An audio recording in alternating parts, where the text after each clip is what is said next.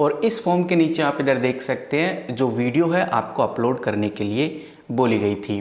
Video आप देख सकते हैं मैक्सिमम 90 सेकेंड, मैक्सिमम जो साइज होगा वो 50 MB का होगा, फॉर्मेट होगा MP4, VBB, OGG या फिर MOV। तो मोस्टली लोग MP4 में ही कर रहे थे। तो इससे हमें ये तो समझ में आता है कि भाई सारेगामापा के लिए हमें 90 सेकेंड की वीडियो बनानी पड़ेगी और जो वीडियो का साइज है 50 MB से कम का रखना पड़ेगा। अब अगर आप ऐसा करते हैं तभी आपका जो सेकंड राउंड है उसमें आपका जाने का आपको मौका मिलेगा। लेकिन जो 90 सेकंड की वीडियो है वो मोस्ट इम्पोर्टेंट रहती है और आज मैं आपको वही बताऊंगा कि भाई जो 90 सेकंड की वीडियो है उसको कैसे बनाना है। दूसरा, मैं 2-3 पार्ट्स लाने की कोशिश करूंगा सारेगामापा को लेकर, तो आप सीरीज वाइज इनको देखिए।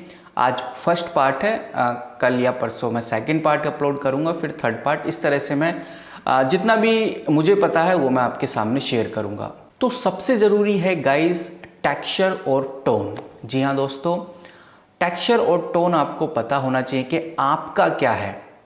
जैसे मैंने और भी वीडियोस में बताया था, जैसे लता मंगेशकर हैं उनका स्वीट टोन है, सुनिधि चौहान का जो टोन है थोड़ा बोल्ड है, बोल्ड सॉन्ग गाती हैं तो ज़्यादा अच्छा लगता है। और वहीं जो किशोर दा हैं उनका जो साउंड है, जो टोन है वो एक बेस वाला है।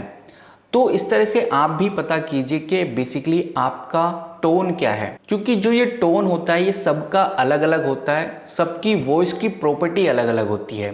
तो आपको ये पता करना बहुत ज़रूरी है।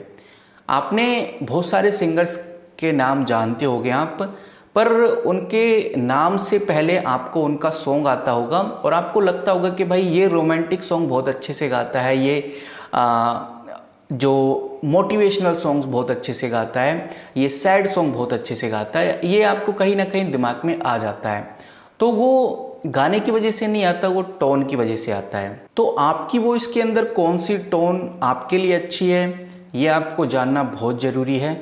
अगर आपको पता चल जाता है कि भाई बेसिकली आपकी टोन क्या है, तो फिर आप जब ऑडिशन की वीडियो बनाएंगे उसमें आपको पता रहेगा कि आपको कौन सा गाना चूज़ करना है। और जैसे मान लेते हैं आप सैड सॉन्ग अच्छे से गा सकते हैं, तो फिर आपको पता रहेगा कि आपका मोस्ट फेवरेट सैड सॉन्ग कौन सा है और उसको आप ऑडिशन के लिए तैयार कीजिए। टोन को पता करने के लिए कुछ तरीके आपको ज़रूर बताना चाहूँगा, इन तरीकों का आप यूज़ कर सकते हैं। आप एक काम कीजिए, आप डिफरेंट सॉन्ग या डिफरेंट सिंगर्स के सॉन्ग उनकी टोन में गाने की कोशिश कीजिए जिसमें आपको कंफर्टेबल लगे, उस जोन को आप सिलेक्ट कीजिए। वहीं आप एक ही सॉन्ग को अलग अलग टोन में गाने की कोशिश कीजिए, कभी थिन टोन में, कभी लाउड में, कभी बेस में। आपको किस में कंफर्टेबल लग रहा है वो आपका जोन हो सकता है। बहुत सारे लोग वेस्टर्न टेक्सचर और टोन का यूज़ करने लगे हैं, मे बी हो सकता है ये K-pop की वजह से है या फिर उनको पसंद है। बट मैं आपसे बोलना चाहूँगा कि जो टेक्सचर है, जो टोन है, अगर आप वेस्टर्न कल्चर का यूज़ करोगे तो फिर उसमें आपके गाने में वो बात नहीं रहेगी। तो इसलिए पहले आपको प्रोफेशनल बनना पड़ेगा इंडियन सिंगिंग के अंदर, फिर आपके लिए जो वेस्टर्न कल्चर है बहुत ईजी हो जाता है, क्योंकि वेस्टर्न कल्चर का जो सिंगिंग है वो बहुत छोटा है इंडियन कल्चर की सिंगिंग से। लोगों को लगता है कि भाई वेस्टर्न सॉन्ग गाना ज़्यादा डिफ़िकल्ट है हिंदी सॉन्ग के अकॉर्डिंग, बट ऐसा नहीं है। सबसे ज़्यादा डिफ़िकल्ट है हिंदी सॉन्ग को गाना, और उसको सही सुर और सही ताल में गाना बहुत डिफ़िकल्ट होता है रेदर देन दूसरी किसी लैंग्वेज में गाने से। वहीं सबसे इम्पोर्टेंट चीज़ एक और है कि आप अपने फेवरेट सिंगर, जो भी आपके फेवरेट सिंगर हैं, उनकी सिंगिंग को आप कॉपी कीजिए, उनकी तरह गाने की सोचिए। बिकॉज किसी भी सिंगर का जो फेवरेट सिंगर है वो इसीलिए फेवरेट है क्योंकि वो उसके जैसे दिखता है, या फिर उसकी टोन उससे मैच करती है, या कहीं ना कहीं वो उससे मैच कर पा रहा है, कनेक्ट हो पा रहा है, जिसकी वजह से वो उसका फेवरेट सिंगर है। तो आपको अपने फेवरेट सिंगर के जिस तरह की टोन है उस तरह से आपको ट्राई करके देखना चाहिए। इससे आपको ये भी पता चल जाएगा कि वो आपका फेवरेट है या फिर नहीं। अगर आप उसकी तरह गा पा रहे हैं तो फिर हाँ वो आपका फेवरेट है, बट अगर आप नहीं गा पा रहे उसकी तरह तो फिर बस आपको उनकी सिंगिंग अच्छी लगती है बट वो आपके टोन से मैच नहीं करती। अब जो मैं सबसे इम्पोर्टेंट चीज़ बताने जा रहा हूँ, जब आप वीडियो बनाएंगे तो ये तो टोन की बात हो गई, आपको पता चल गया होगा बेसिकली कैसे टोन को पता करना है। अब जो सबसे इम्पोर्टेंट है, देखो गाइज, ये इतनी इम्पोर्टेंट बात है कि अगर आप इसको मिसअंडरस्टैंड करते हैं तो कोई भी रियलिटी शो हो, कहीं भी फंक्शन में अगर आप सिंगिंग कर रहे हो, या आप अपने स्टेज पे स्कूल के अंदर सिंगिंग कर रहे हैं, अपने कॉलेज में कर रहे हैं, घर परिवार के साथ अगर आप किसी को दिखा रहे हैं अपने सिंगिंग का प्रदर्शन, तो अगर आपको ये चीज़ नहीं पता तो फिर आपका कितना भी अच्छे आप सिंगर हो वो गलत ही लगेगा। मतलब गलत लगने का मतलब वो अच्छा नहीं लगेगा आपका गाया हुआ गाना। तो जिस चीज़ की मैं बात कर रहा हूँ वो है गाइस आपके फेशियल एक्सप्रेशन। जी हाँ दोस्तों, फेशियल एक्सप्रेशन बहुत इंपॉर्टेंट होते हैं किसी भी सिंगर के लिए। आजकल का वो टाइम नहीं रहा कि भाई सबको पता रहे सुर और ताल के बारे में। तो जितनी भी ऑडियंस है, अगर आप स्टेज पे गाना गा रहे हैं तो जितनी भी ऑडियंस है 100 में से 2-3% लोग होंगे जिनको प्रॉपर नॉलेज होगी गाने की, आप कैसा गा रहे हैं, सुर ताल आपके सही है या नहीं है। लेकिन जो जितनी भी ऑडियंस होगी, जो वाइड ऑडियंस होगी, जो ज़्यादा ऑडियंस होगी, वो सिर्फ और सिर्फ आपके वर्ड्स, आप क्या गा रहे हैं, आपके सेंटेंसेस और सबसे इम्पोर्टेंट आपके फेशियल एक्सप्रेशन से वो पता लगाते कि आपने कैसा गाया है। तो अब आप ये सोच रहे होगे कि यार ऑडिशन के लिए फेशियल एक्सप्रेशन की क्या ज़रूरत, बिकॉज जो चेकर हैं, जो चेक करेंगे, उनको तो पता ही रहता है कि भाई उनको नॉलेज रहती है सुर और ताल की, तो फिर उनके सामने फेशियल एक्सप्रेशन दिखाने की क्या ही ज़रूरत है।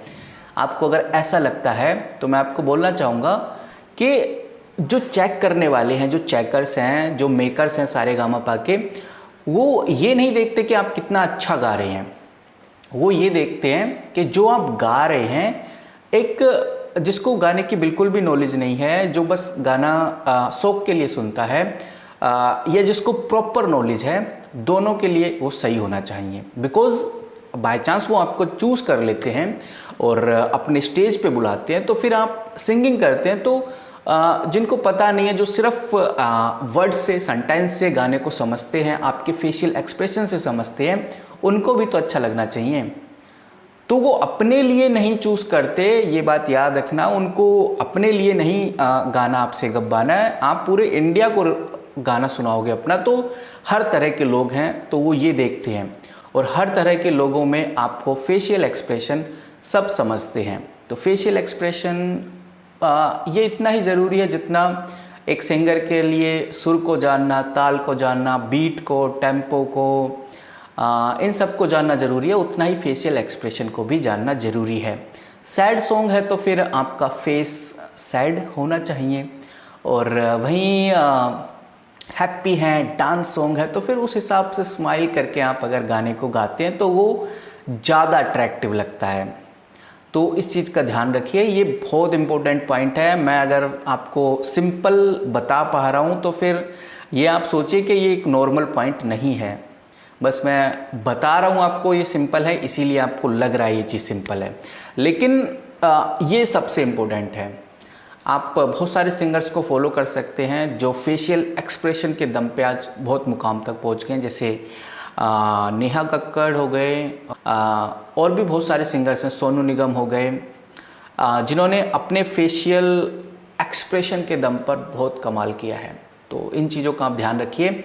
बाकी सारेगामापा हो गया, चाहे वो इंडियन आइडल हो गया, चाहे तारे ज़मीन पर हो गया, और भी बहुत सारे सिंगिंग शो हैं, सबकी अपडेट मैं आपको देता रहता हूँ, आपको बताता रहता हूँ कि भाई ऑडिशंस निकल गए हैं, फॉर्म फिल कर लीजिए, अभी इतना टाइम बचा है, अब ये सेकंड राउंड आने वाला है, थर्ड राउंड आने वाला है, हर चीज़ आपको बताने की कोशिश करता हूँ। तो आपको ये चैनल सब्सक्राइब करके रखना चाहिए, बिकॉज़ इस चैनल के ऊपर हर तरह की अपडेट आपको देने की मैं कोशिश करूँगा। वहीं अगर आपके फ्रेंड्स, फैमिली मेम्बर्स में कोई डांसिंग का शौकीन है या फिर एक्टिंग का, और वो करियर बनाना चाहता है इस फील्ड में, तब उनके लिए भी मोस्ट इम्पोर्टेंट ये चैनल है, उधर भी मैं अपडेट्स देता रहता हूँ। तो मिलते हैं किसी नई वीडियो के साथ, तब तक के लिए take care and good bye.